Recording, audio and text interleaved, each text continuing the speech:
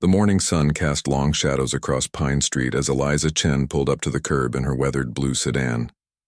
She sat for a moment, hands still on the wheel, taking in the sight of her new hometown.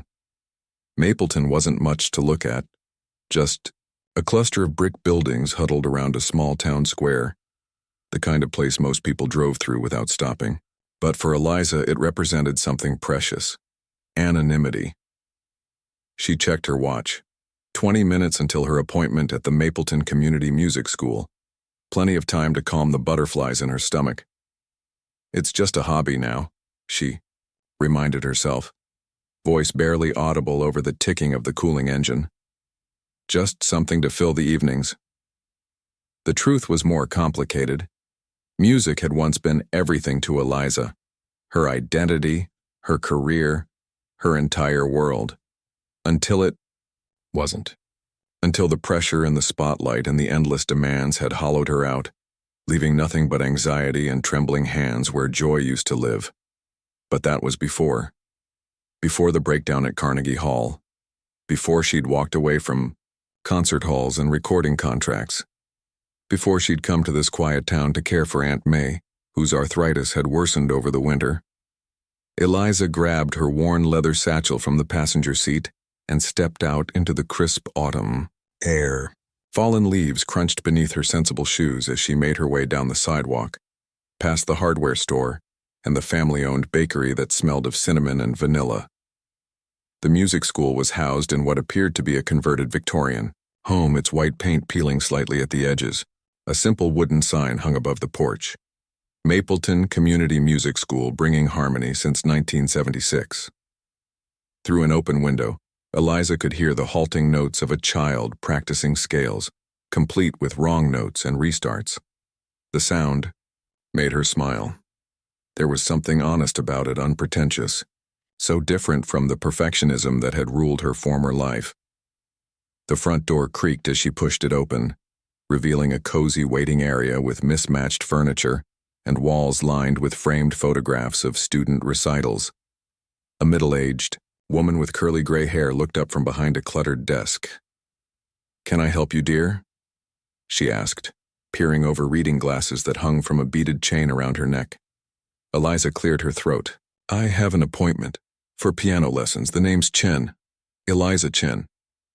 The woman's face brightened. "Oh yes, our new adult beginner. I'm Rose, the office manager. We spoke on the phone last week." She shuffled through a stack of papers. "Just need you to fill out these forms. Basic information, emergency contact, that sort of thing." Eliza accepted the clipboard and settled into a chair upholstered in faded blue fabric. The form was straightforward until she reached the section about previous musical experience. Her pen hovered over the blank space. What should she write? That she'd given her first recital at age 7?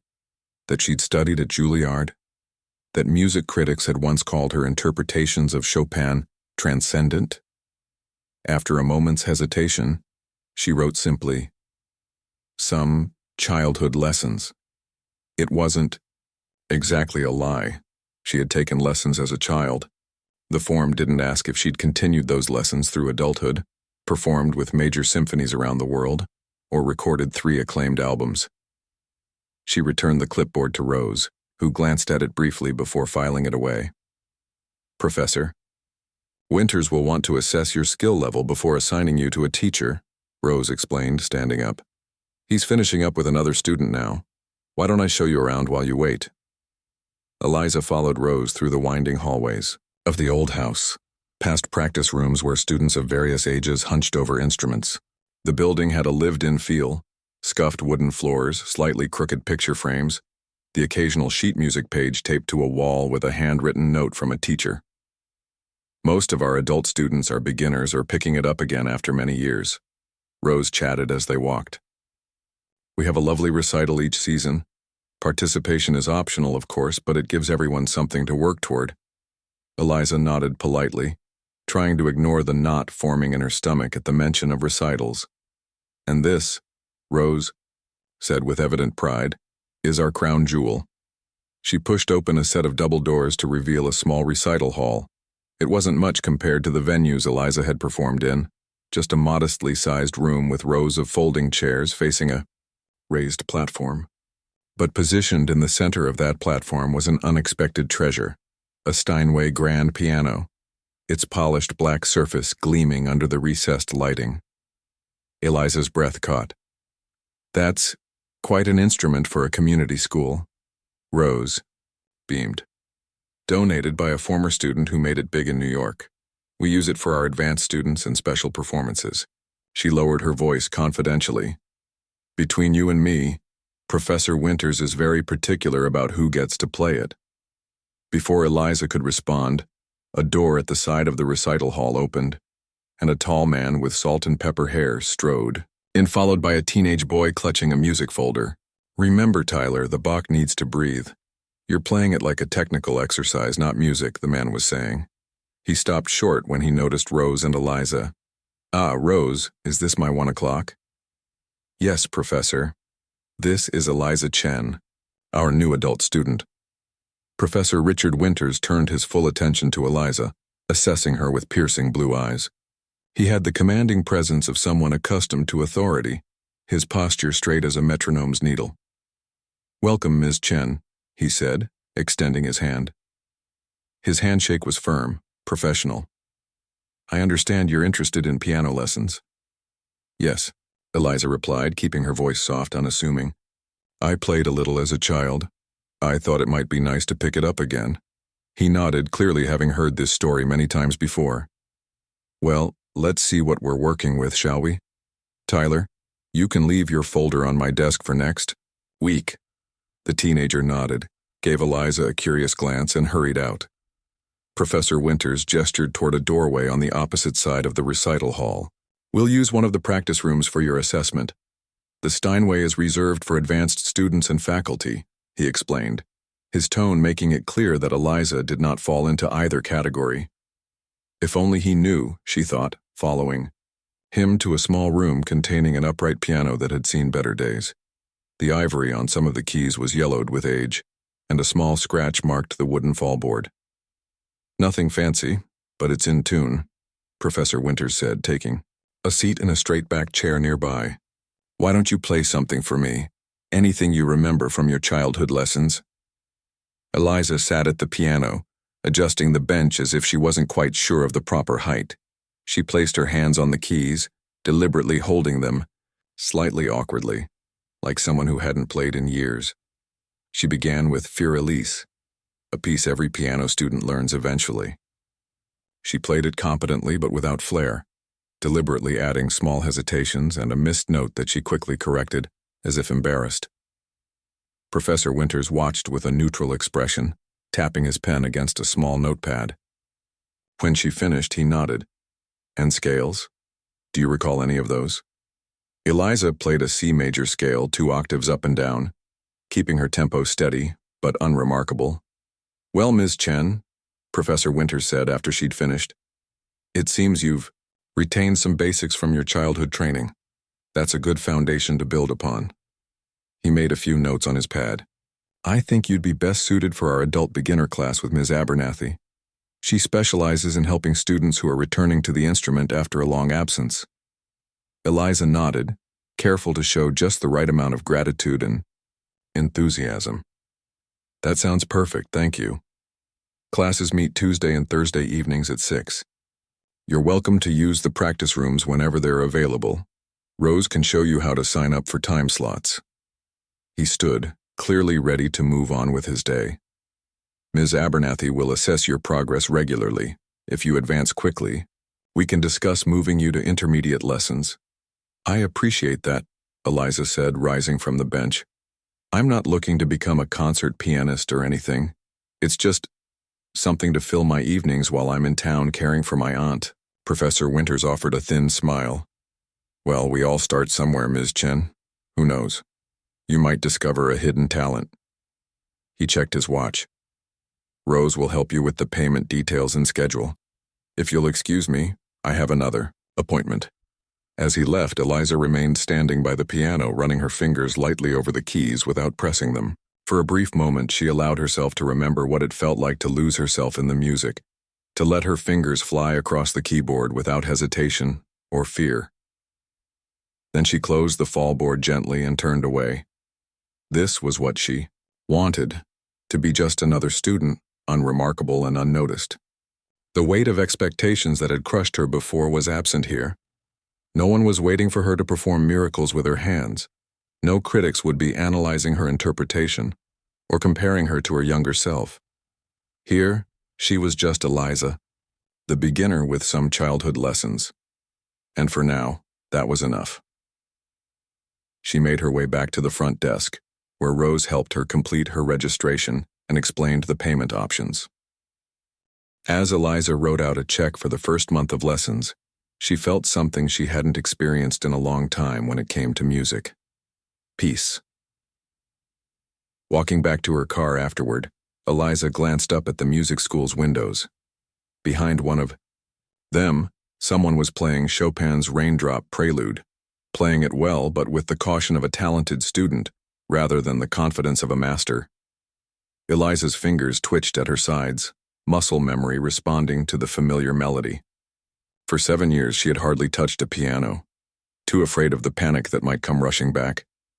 But now, in this quiet town where no one knew her name or history, perhaps she could find her way back to the music she'd once loved, not as Eliza Chen, the prodigy whose career had flamed out so publicly, just as Eliza, the beginner, taking it one note at a time.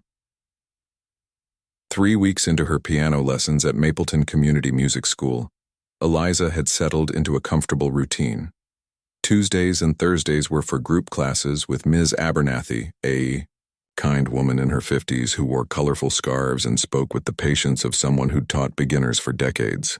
The other 4 adult students in the class were genuinely new to piano: a retired mailman named Hank, a young nurse called Priya, a high school math teacher named Diane, and Luis, who owned the local hardware store. Eliza found herself enjoying their company. They approached the piano with a mix of determination and good humor, celebrating small victories like mastering a difficult finger crossing or playing Twinkle, Twinkle, Little Star without looking at their hands. Their joy was pure, uncomplicated by the weight of expectations or the shadow of past glories. "Very nice hand position, Eliza," Ms. Abernathy commented during one lesson, observing as Eliza played a simple C major arpeggio. "Your fingers are naturally curved just right. Some students take months to develop that." Eliza nodded with a small smile, careful not to show how automatic this position was for her hands after thousands of hours of practice. "I guess I have good muscle memory from when I was young," she said. "Well, whatever the reason, you're progressing nicely," Ms. Abernathy replied. "Keep this up and you'll be ready for more challenging pieces before you know it." On Monday, Wednesday, and Friday afternoons, Eliza would sign up for practice time in one of the school's small rooms. She always chose the hours when the building was quietest, usually just after lunch when most students were still in school or at work. Rose would give her a knowing wink as she signed in. "Room 3 is open," she'd say. "The one with the better upright.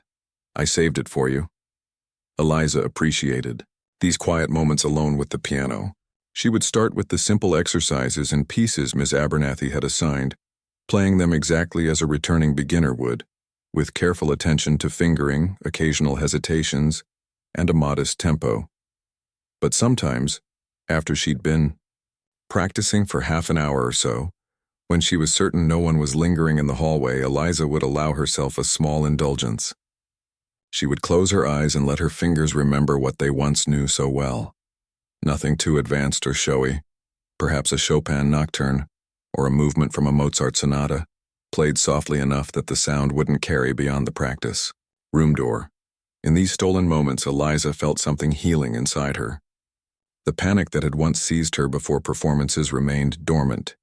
Here, with no audience and no expectations, music was becoming a friend again, rather than a demanding taskmaster. One Friday afternoon, Eliza was lost in one of these private moments playing Debussy's Clair de Lune with her eyes closed, when she sensed a presence in the room.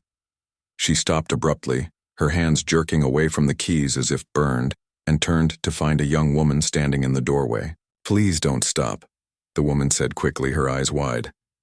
That was beautiful. Eliza's heart pounded in her chest. I was just, she stammered, unable to come up with a plausible explanation for how a supposed beginner could play a piece that advanced. The young woman stepped into the room, closing the door behind her.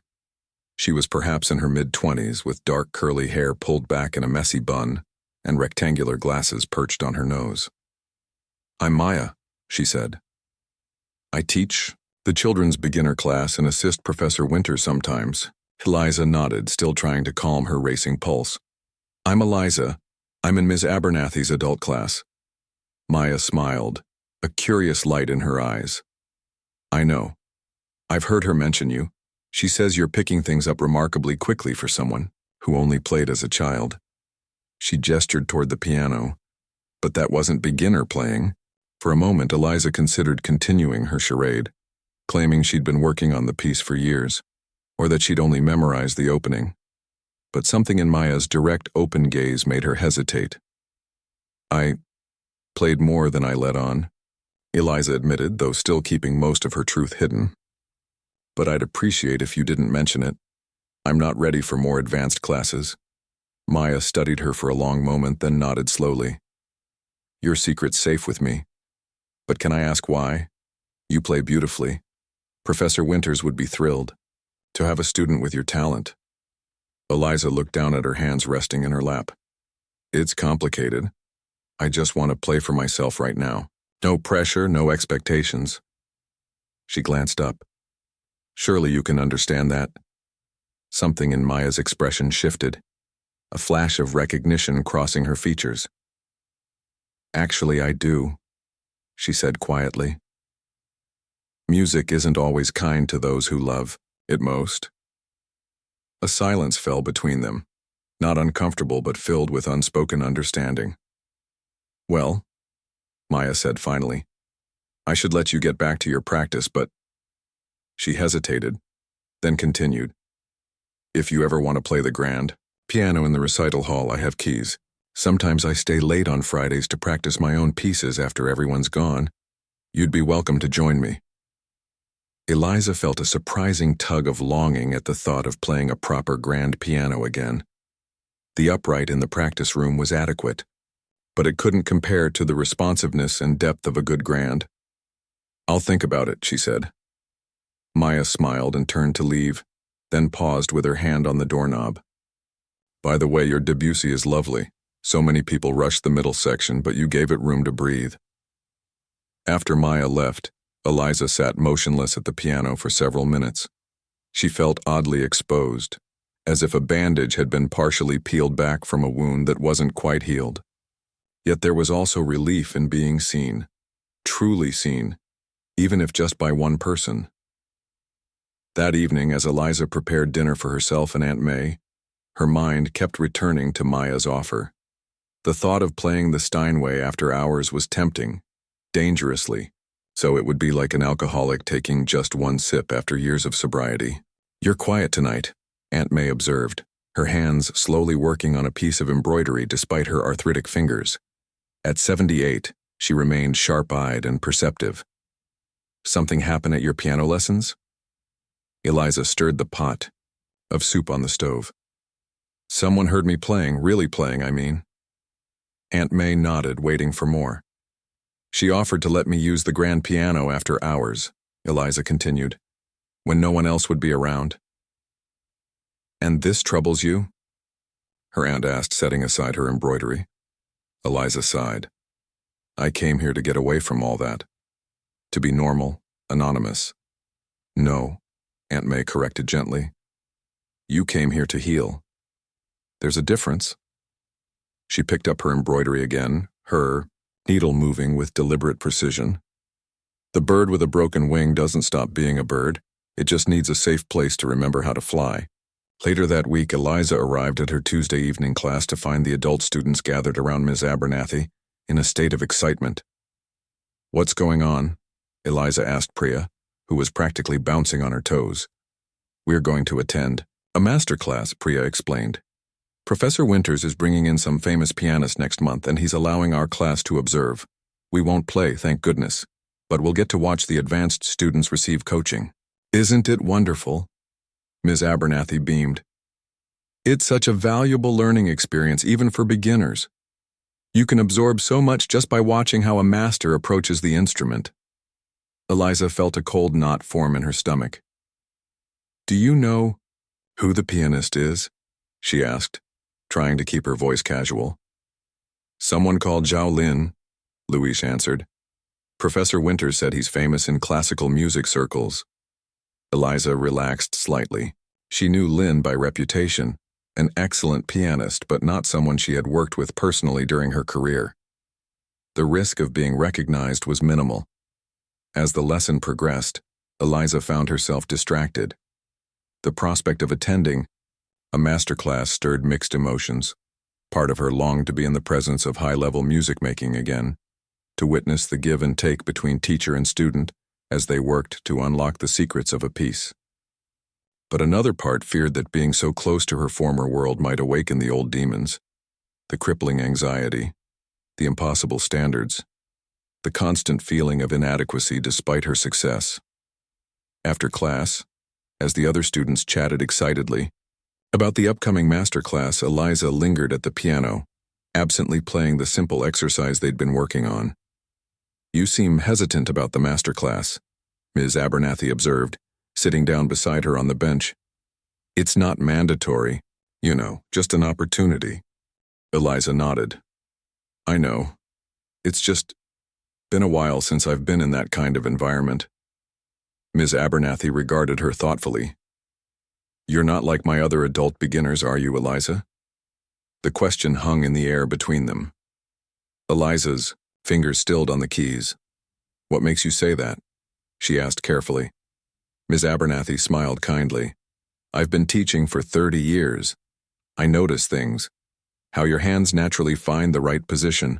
How you never look confused when I introduce a new concept. How sometimes you have to pause as if stopping yourself from playing too well. She patted Eliza's hand. But don't worry. Whatever your reasons, they're your own. I'm just glad to have you in my class. As Eliza walked to her car afterward, the evening air cool against her face, she realized that her carefully constructed anonymity was beginning to crack. First Maya, now Ms. Abernathy. How long before others noticed?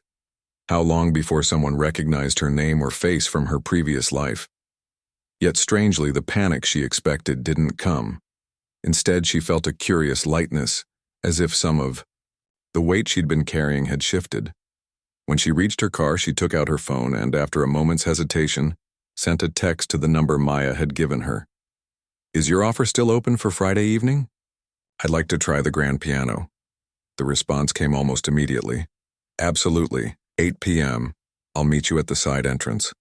Eliza put her phone away, a small smile playing at her lips. Maybe Aunt May was right. Maybe it was time to remember how to fly. Friday evening arrived with a light drizzle that blurred the streetlights and turned Mapleton's sidewalks slick with rain. Eliza parked her car a block away from the music school, her windshield wipers squeaking as she turned off the engine. For several minutes, she simply sat there, listening to the patter of raindrops on the roof and watching droplets race down her window. This is just playing the piano, she told herself firmly. Nothing more.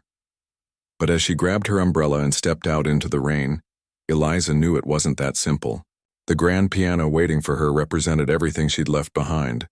The exhilaration of performing, the crushing pressure, the soaring highs and devastating lows of a life dedicated to music at its highest level. The side entrance of the music school was tucked away in a small alley, sheltered by an overhanging roof.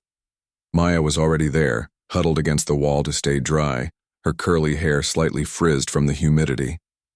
I was starting to think you might not come, she said with a relieved smile, fishing a set of keys from her pocket. I almost didn't, Eliza admitted as Maya unlocked the door. Inside, the building was eerily quiet. The hallways, usually filled with the cacophony of various instruments being practiced simultaneously, were silent. Their footsteps echoed on the wooden floors as Maya led the way, flipping on just enough lights to guide their path. Everyone clears out by 6 on Fridays. Maya explained, her voice hushed as if they were in a library after hours. Even Professor Winters, he has standing dinner reservations at that Italian place downtown with his wife. They reached the recital hall, and Maya unlocked the double doors. The room was dark except for a shaft of pale blue emergency lighting that cast long shadows across the rows of empty chairs. Maya found the light switch, and warm, soft lighting illuminated the space, centered on the Steinway grand piano that dominated the small stage. Eliza's breath caught. Even from across the room she could feel the pull of the instrument, like gravity. "Go on," Maya encouraged, gesturing toward the stage. "I've already tuned it this afternoon. It's ready for you." Slowly, Eliza made her way to the piano. She ran, her fingers lightly over the polished black surface before carefully lifting the fallboard to reveal the keys. Perfect white and black rectangles waiting expectantly for her touch. "May I?" she asked, though they both knew it was a formality. Maya nodded, taking a seat in the front row. "Please." Eliza adjusted the bench and sat down, her posture automatically shifting into the perfect balance of relaxation and control that had been drilled into her since childhood. She placed her hands on the keys but didn't press them, simply feeling their cool smoothness beneath her fingertips. "What would you like to hear?" she asked, surprising herself with the question. It had been so long since she'd played for anyone, deliberately. Maya seemed equally surprised. Whatever you feel like playing. Something you love." Eliza considered for a moment, then nodded. Without further preamble, her fingers began to move, and the opening notes of Chopin's Ballade No. 1 in G minor filled the recital hall. It was a piece Eliza had performed countless times, one that had been both her triumph and her torment. But tonight, in this empty hall with just one listener, something was different. The music flowed from her hands without the vice grip of anxiety that had plagued her final years on stage. She wasn't performing. She was simply playing, telling a story through Chopin's notes as naturally as speaking. As the piece progressed from its gentle beginning to its passionate middle section, Eliza felt herself remembering why she had fallen in love with the piano in the first place. Not for the applause or the accolades, but for moments like this, when the boundary between musician and instrument dissolved, when the music seemed to come from somewhere deeper than conscious thought. When the final notes faded away, Eliza kept her hands on the keys for a long moment, reluctant to break the spell. Finally, she looked up to find Maya staring at her, tears glistening in her eyes. "Who are you?" Maya asked softly. "Really?" Eliza sighed, her shoulders relaxing as if setting down a heavy burden. "I was a concert pianist, in another life. I knew you played too well to be a beginner, but that was—" Maya shook her head, seemingly at a loss for words. "That was world-class playing." "It used to be my signature piece," Eliza said, a hint of sadness coloring her voice. "I played it at my debut with the Boston Symphony when I was 19. Maya's eyes widened. "Wait, Eliza Chen. As in, the Eliza Chen? The one who disappeared from the classical music scene a few years ago?" Eliza nodded, her fingers absently tracing patterns on the keys without pressing them.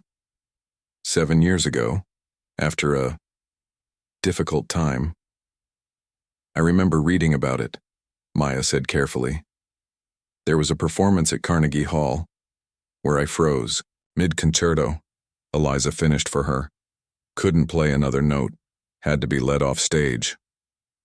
The memory still stung, though the sharp edges of humiliation had dulled with time. "After months of canceled performances and speculation in the press, I decided to step away. Permanently, I thought at the time. And now you're in Mapleton pretending to be a beginner," Maya said, the pieces finally coming together. "Taking care of my aunt was the perfect excuse to disappear somewhere quiet," Eliza explained. "I needed to see if I could even touch a piano. Again, without falling apart. Being a beginner, having no expectations, no pressure, felt safer." Maya was quiet for a moment, absorbing this revelation. "Does anyone else know? Ms. Abernathy suspects I'm more advanced than I let on, but she doesn't know who I was, and I'd like to keep it that way if possible." Of course, Maya agreed quickly. I won't say anything. Eliza smiled gratefully. Thank you, and thank you for this. She gestured to the piano. I didn't realize how much I missed playing on a proper grand. You can come back, Maya offered. Any Friday, I'm always here anyway, working on my own pieces. You're a pianist too? Maya laughed softly. Not like you. I studied at a state university, not Juilliard, but I love it. I'm preparing for a graduate school audition, actually. Play something for me, Eliza said impulsively, standing up from the bench. Maya looked startled. After what you just played? No way. Please, Eliza insisted. I'd like to hear you. After a moment's hesitation, Maya took Eliza's place at the piano. I'm working on this for my audition, she said, placing her hands on the keys. It's still rough in places. She began to play Ravel's Jeu d'eau, a shimmering piece that evoked fountains and flowing water. Her technique was solid, if not flawless. But what struck Eliza was the genuine joy in Maya's playing, a quality that had become increasingly rare in Eliza's own performances toward the end of her career. When Maya finished, Eliza applauded warmly. That was lovely. You have a natural feel for Ravel's colors. Maya blushed slightly at the praise. There's a tricky passage in the middle that I still can't get up to tempo. Show me, Eliza said, sitting down beside her on the bench. For the next hour, they worked together on the challenging sections of the piece, with Eliza offering suggestions on fingering and interpretation. It felt surprisingly good to be on the teaching side, to watch someone else's playing improve with each attempt.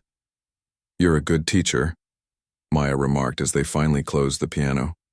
Have you ever thought about teaching masterclasses yourself? Eliza shook her head quickly. No, that's not why I'm here. Maya looked like she wanted to say more but thought better of it. Instead, she glanced at her watch. We should probably head out. The security system automatically arms at 10. As they walked back through the darkened hallways, Eliza felt strangely lighter, as if playing openly for the first time in years had released something tight and knotted inside her. Maybe coming to Mapleton hadn't just been about hiding. Maybe, without fully realizing it, she had been seeking a way back to music on her own terms. Over the next few weeks, Friday evenings with Maya became a regular part of Eliza's routine. During the day, she continued her charade as a beginner in Ms. Abernathy's class, making small, believable improvements each week. But on Fridays, behind locked doors, she allowed herself to fully inhabit her musicianship again, playing pieces from her old repertoire and helping Maya prepare for her graduate auditions. It was during one of these Friday sessions that their privacy was interrupted. They had been working on a particularly difficult passage in Maya's Ravel piece when the door to the recital hall opened unexpectedly. Professor Winters stood in the doorway, his expression shifting rapidly from surprise to confusion as he took in the scene. Maya and Eliza sharing the piano bench, music spread out before them, clearly engaged in a level of work far beyond elementary lessons. Maya, Ms. Chen, what's going on here? He asked, stepping into the room. Maya jumped up from the bench. Professor Winters, I thought you'd left for the day. I forgot some scores I need for the weekend, he explained, his gaze fixed on Eliza. But I'm more interested in what I just heard. That didn't sound like beginner material. Eliza's heart raced. She had two choices: continue the pretense or acknowledge the truth. Before she could decide, Professor Winters approached the piano, picking up the music on the stand. Ravel's Jeu d'eau, he noted, a graduate-level piece. His piercing blue eyes turned to Eliza. Were you playing this, Ms. Chen? I was helping Maya with some passages, Eliza admitted. I have more experience than I initially let on, Professor. Winters's eyebrows rose. Clearly. He gestured to the piano.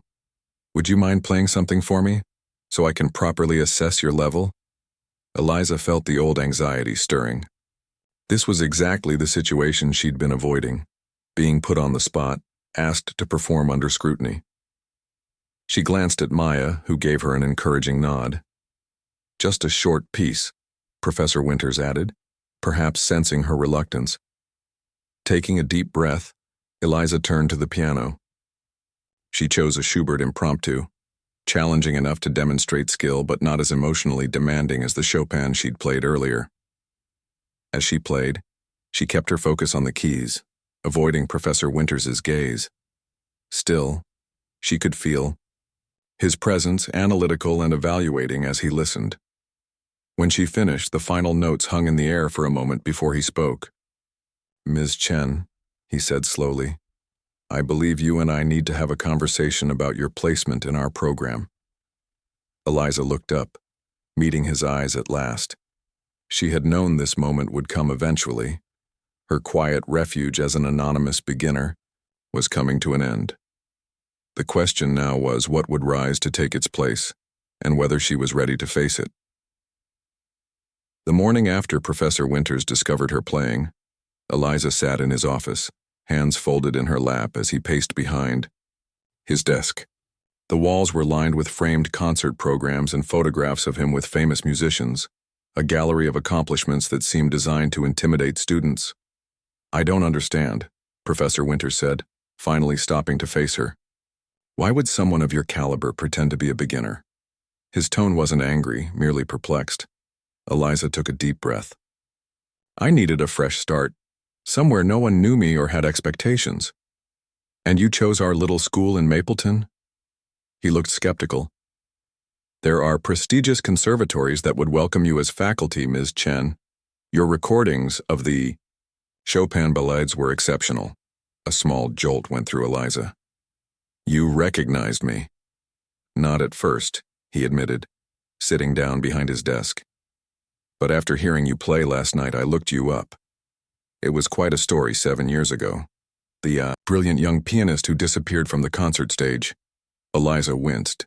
She could imagine the articles he'd found, the speculation about her mental health, the cruel comments questioning her commitment and professionalism.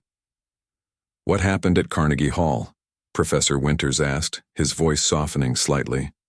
Eliza stared out the window at the maple trees that gave the town its name, their leaves beginning to turn gold at the edges. She rarely talked about that night, but somehow, sitting in the small office in a place so far removed from the high-pressure world she'd left behind, the words came more easily. "It was building for a long time," she began. "The anxiety, the perfectionism. I'd always been nervous before performances, but it was getting worse with each concert. I couldn't sleep, couldn't eat, started having panic attacks during rehearsals." Professor Winters nodded, listening intently. "My manager said, it was just a phase. My teacher pushed me to work through it. Double sessions, meditation, beta blockers, I tried everything." She sighed. "That night at Carnegie, I was playing Rachmaninoff's Third Concerto. Everything was fine through the first movement, and then, in the middle of the cadenza, my mind just went blank. My hands froze on the keys. It was like hitting a wall at full speed." "I remember reading about it," Professor Winters said quietly. "The reviews were unnecessarily cruel. After that, I canceled the rest of my tour, took a break that turned into a retirement. My career was over at 28. Eliza gave a small, sad smile. "And now I'm here, pretending to struggle with Mary Had a Little Lamb, while my aunt's arthritis gets better. And is it helping? This retreat from who you are?" The question caught Eliza off guard. Was it helping? The panic attacks had stopped.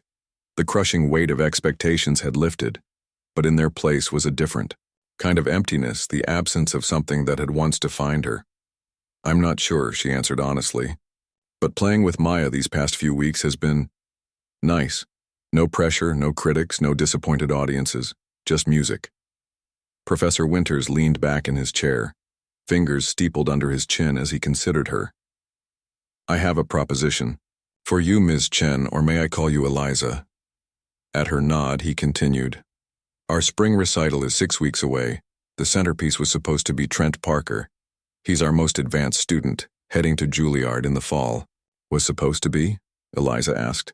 "Trent broke his wrist skateboarding last weekend," Professor Winters explained with a grimace. "He'll be in a cast for at least 8 weeks. The piece he was preparing was Rachmaninoff's Piano Concerto No. 3, the very piece that ended my career," Eliza finished for him, her stomach tightening at the irony. "I don't believe in coincidences, Eliza. Professor Winters said, leaning forward. You coming here, Trent's injury, the same concerto. It feels like an opportunity. Eliza shook her head, already knowing where this was heading. I can't. I haven't performed in public for 7 years. It's a small recital in a community music school, not Carnegie Hall, he countered. Just the first movement of the concerto, with me playing the orchestral reduction on the second piano. No pressure, no critics. There's always pressure, Eliza said softly. Professor Winters studied her for a long moment. What if I told you this isn't really about you? She looked up, surprised. Our students, especially the advanced ones like Maya, need inspiration, he explained. They need to see what's possible, to hear music performed at the highest level. You have a gift, Eliza. Hiding it doesn't serve anyone, not you, and certainly not the young musicians who could learn from you. His words struck a chord. Eliza thought of Maya, working so diligently on her Ravel piece, her face lighting up when she mastered a difficult passage. What might it mean to someone like her to hear a professional, a real concert artist perform? I need to think about it, Eliza said finally. Professor Winters nodded. Of course, but don't think too long. We need to start rehearsing soon if we're going to be ready for the recital. He rose from his chair, signaling the end of their meeting.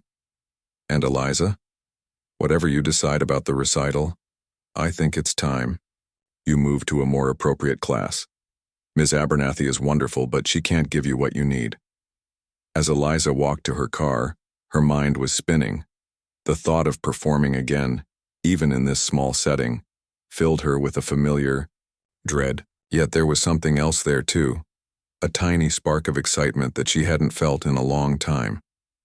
She was so lost in thought that she nearly collided with Luis from her piano class, who was just arriving for a lesson. Eliza, just the person I wanted to see, he said cheerfully. A bunch of us from class are going to that new cafe downtown this afternoon to hear some jazz. Want to join us? The simple invitation touched her. These people, Hank, Priya, Diane, and Luis, had become friends over the past weeks. They knew her only as Eliza the beginner, not Eliza Chen, the failed concert pianist. What would happen to those easy, uncomplicated relationships if the truth came out? I'd love to, but I promised my aunt I'd take her to a doctor's appointment. She lied, feeling guilty. Maybe next time? Luis nodded, disappointed but understanding. Sure thing. We'll miss you, though. Ms. Abernathy's coming too. Says we need to hear some real music outside of our fumbling attempts. He laughed. Eliza drove home. She realized she was at a crossroads.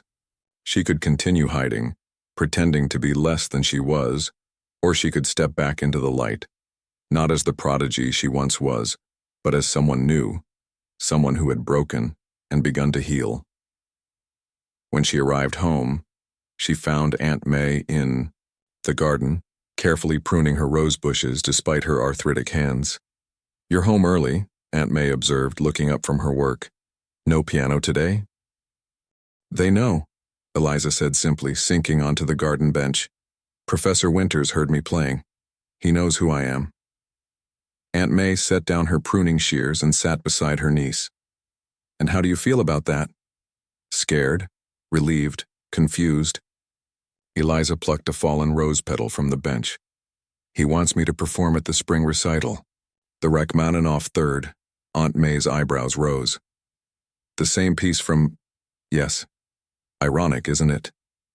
They sat in silence for a moment, watching a hummingbird dart among the flowers. When I was young, Aunt May said finally, I wanted to be a doctor. I studied hard, was at the top of my class, but in those days it wasn't easy for a woman, especially one who looked like me. She held up her gnarled hands. Then the arthritis came. My dreams changed. I became a nurse instead. Eliza had heard parts of this story before, but never understood why her aunt was bringing it up now.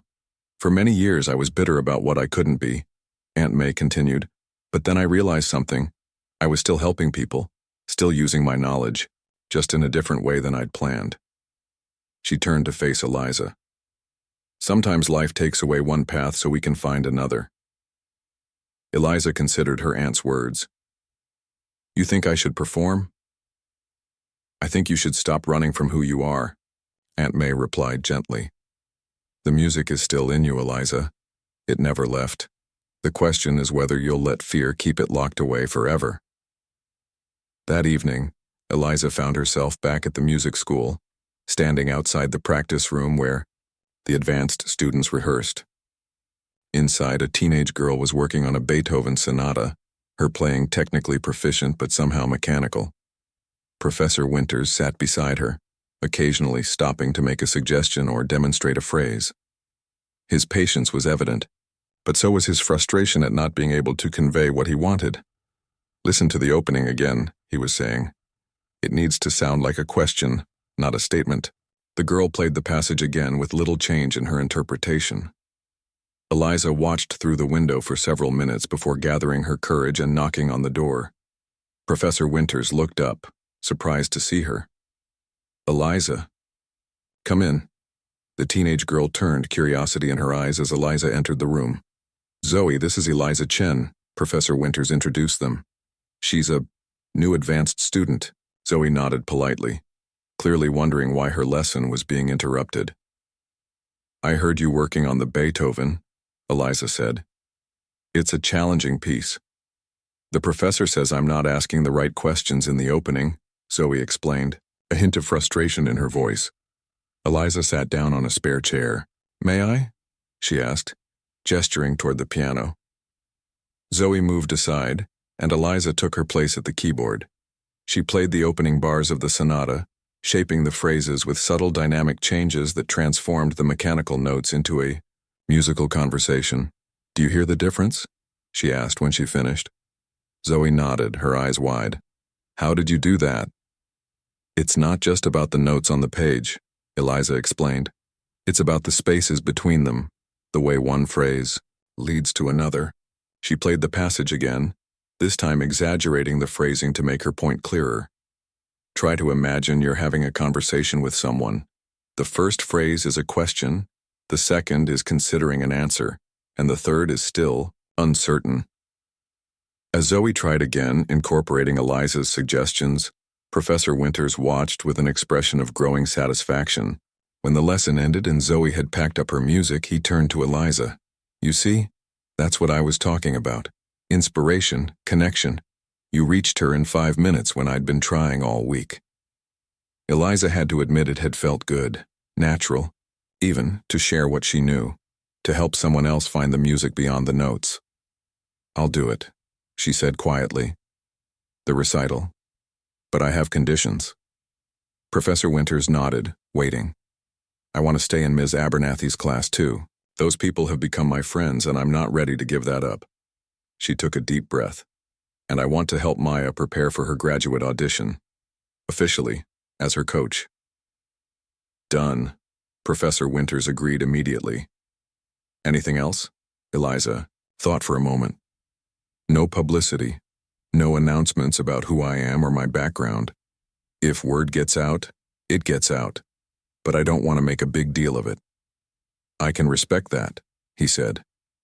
Though I think you might be surprised by the reception you'd receive. As Eliza left the music school that evening, the weight of her decision settled on her shoulders. She had agreed to face her greatest fear, to play again in public the very piece that had broken her. Yet alongside the fear was something else, something that felt almost like hope. The path ahead was uncertain. There would be difficult days, moments of doubt, perhaps even failure. But for the first time in 7 years, Eliza was moving forward instead of hiding. And that, she realized, was its own kind of victory. The 6 weeks leading up to the spring recital passed in a blur of activity. Eliza divided her time between Ms. Abernathy's beginner class, coaching sessions with Maya, and her own intensive practice of the Rachmaninoff concerto. Though she had performed the piece dozens of times in her previous life, approaching it now felt like reuniting with an old adversary, one that had once defeated her thoroughly. You're rushing the cadenza again, Professor Winters remarked during one of their rehearsals. He sat at the second piano, ready to play the orchestral reduction. Take your time. Own the moment. Eliza nodded, trying to quiet the voice in her, head that whispered she was setting herself up for another public failure. She started the passage again, forcing herself to breathe, to stay present with each note rather than racing to get through it. "Better," Professor Winters acknowledged, when she finished. "But you're still holding something back." Eliza sighed, flexing her fingers. "I know. What are you afraid of? That you'll freeze again? That people will judge you?" He closed the piano lid gently. "This isn't Carnegie Hall, Eliza. These are students and parents and people who love music. They want you to succeed." "It's not that simple," she replied. "When you've failed so publicly, so completely, it stays with you." Professor Winters considered her words. "Have you ever watched a toddler learning to walk?" The question seemed so out of place that Eliza couldn't help but smile. "What?" "They fall down constantly. Sometimes they cry. Sometimes they laugh, but they always get back up and try again. No one would ever say a child has failed at walking because they fell down." He leaned forward. "What happened at Carnegie Hall was a fall, Eliza. A painful, public fall, but still just a fall." His words stayed with Eliza as she drove home that evening. Was it really that simple? Could she reframe that devastating night not as a career-ending failure, but as a stumble in her ongoing journey? At home, she found Aunt May in the living room, watching a nature documentary with the volume turned low. "How was practice?" her aunt asked, muting the television. "Challenging," Eliza admitted, sinking onto the couch. "Professor Winters thinks I'm still holding back." "Are you?" Eliza nodded slowly. "I keep thinking about what happened last time, about freezing on stage, about the reviews afterward, about disappointing everyone." Aunt May turned to face her niece fully. "When I was first diagnosed with arthritis, I was angry. I hid my hands in my pockets, wore gloves even in summer. I didn't want people to see my swollen joints, to ask questions or offer pity." She held out her gnarled hands. "Now I garden without gloves. I knit in the park. I let people see me as I am. Someone who hurts sometimes but still creates beautiful things." She took Eliza's hand in hers. "Your hands have their own kind of pain, invisible but just as real. Maybe it's time to stop hiding them." The next morning, Eliza arrived early at the music school to find her adult beginner classmates gathered in the hallway, looking excited and slightly nervous. "There she is," Priya called out. "Our star pupil." Eliza froze. "What do you mean?" Hank stepped forward, a newspaper in his hand. "You're in the Mapleton Gazette, front page of the art section." Eliza's heart sank as Hank handed her the paper. There it was, a medium-sized article with the headline, "Former concert pianist to perform at local music school." Beneath it was a photo of her from years ago, standing beside a conductor after a performance in London. Former prodigy Eliza Chen, who mysteriously disappeared from the classical music scene 7 years ago, will perform Rachmaninoff's Piano, Concerto No. 3 at the Mapleton Community Music School's spring recital, the article began. It went on to briefly outline her career, the Carnegie Hall incident, and her quiet presence in Mapleton over the past months. "Why didn't you tell us?" Luis asked, his voice tinged with hurt. "We've been playing Twinkle Twinkle together for weeks and you're famous." Eliza looked at her friends' faces, confused, surprised, but not angry. "I wasn't ready for people to know," she explained. "I came here to get away from all that, to remember why I loved music in the first place." "And did you?" Diane asked gently. "Remember, I mean?" Eliza thought about the question, about the simple joy she'd found in Ms. Abernathy's class, about helping Maya prepare for her audition, about playing just for the sake of playing on those Friday evenings. "Yes," she said softly. "I think I did." The day of the recital arrived with clear skies and a gentle breeze that carried the scent of freshly mown grass through the open windows of the music school.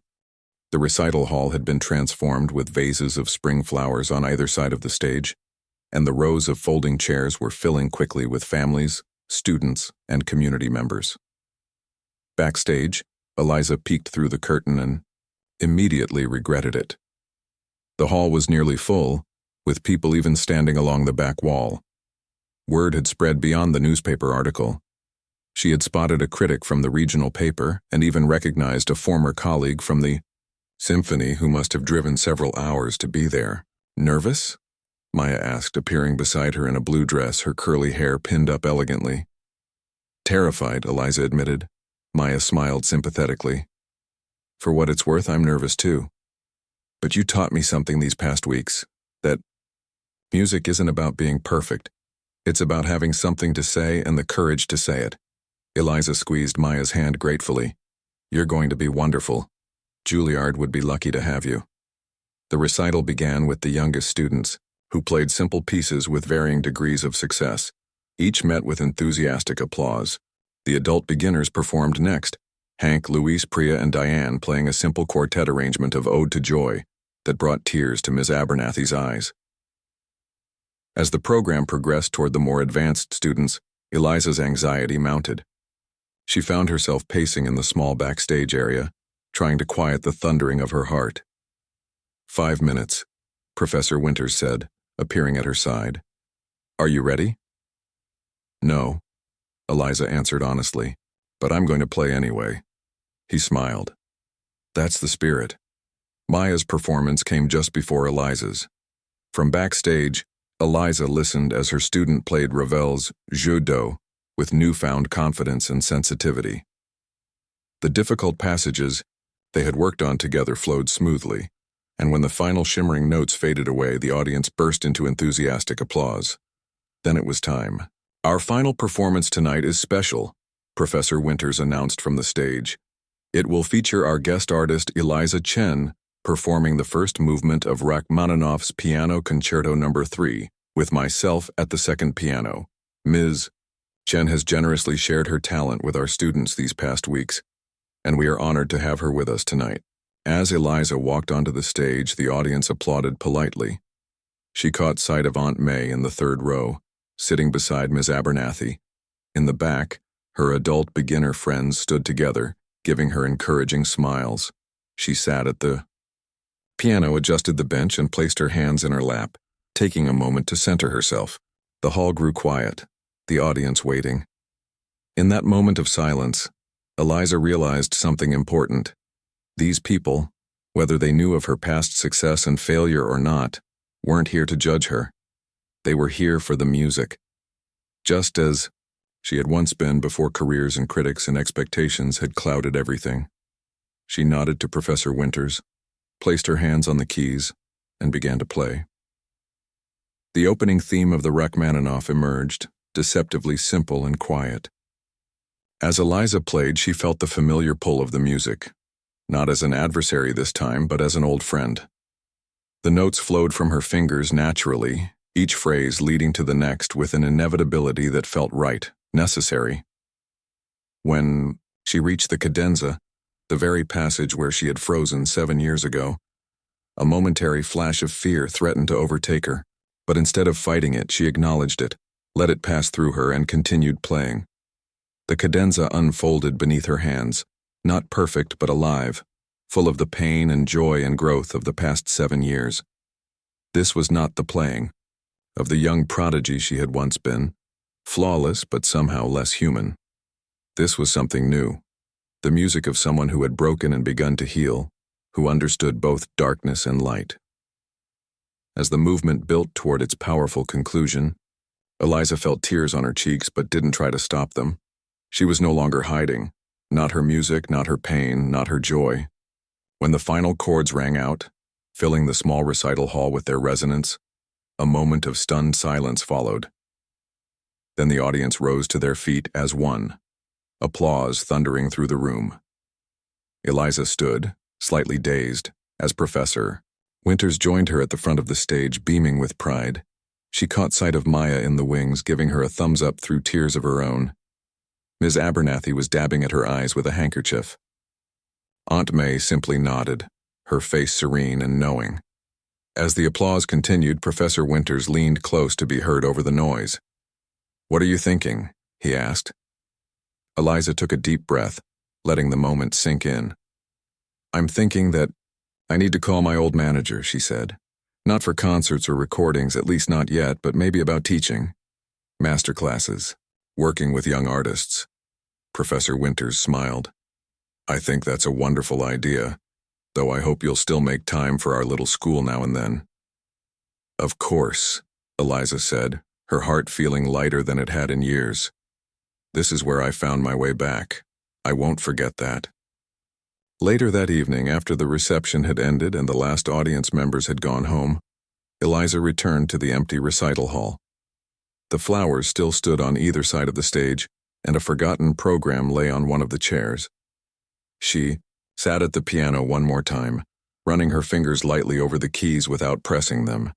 7 years ago, she had walked off a stage believing her relationship with music was over. Tonight, she had walked back on, not as the same person, but as someone stronger. Someone who understood that music, like life, wasn't about perfection, but about honesty, connection, and the courage to begin again. Eliza placed her hands on the keys and began to play. Not Rachmaninoff this time, but a simple melody she had composed herself, one note at a time, during the quiet hours of her healing. It had no name yet, this new music, but as it filled the empty hall, she thought perhaps she would call it Beginning Again. And in the gentle notes, in the spaces between them, in the way one phrase led naturally to the next, there was the sound of something that had been broken finding its way at last to becoming whole.